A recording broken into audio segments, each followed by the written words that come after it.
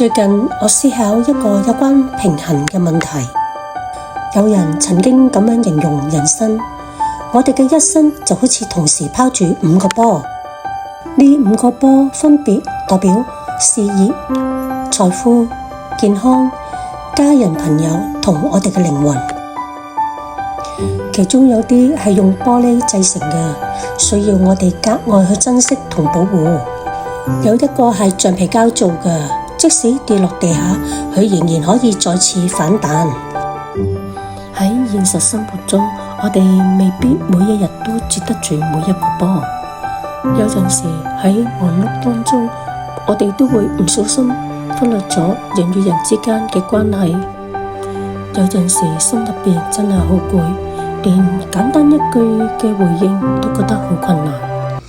我慢慢發現喺生活裏面唔需要樣樣都完美嘅，人與人之間都唔需要講咁多嘅說話。有時一個簡單嘅回應，一個小小嘅關心已經好足夠啦。箴言4章23節，你要保守你心勝過保守一切，因為一生的果效是由心而發。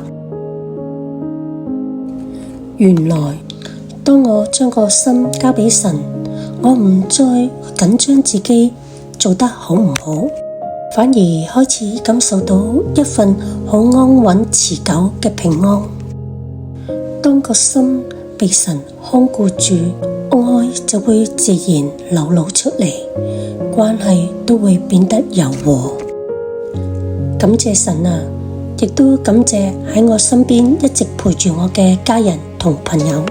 願我哋都可以帶住一個輕鬆信靠嘅心走好每一日。親愛嘅天父，多謝你用你嘅話語再次提醒我，要好好保守自己嘅心，勝過保守一切啊！主啊，我願意將我嘅心交俾你。有陣時我會好緊張、好攰，唔識得點同人相處，甚至不知不覺咁樣收埋自己。求你幫助我，學會喺你裏面得到安息。當我緊張唔知點算嘅時候，求你俾我有一個安靜嘅心。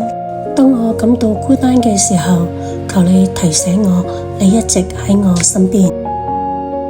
求你保守我嘅心，唔好俾憂慮充滿我，亦都唔好俾恐懼帶走我嘅心。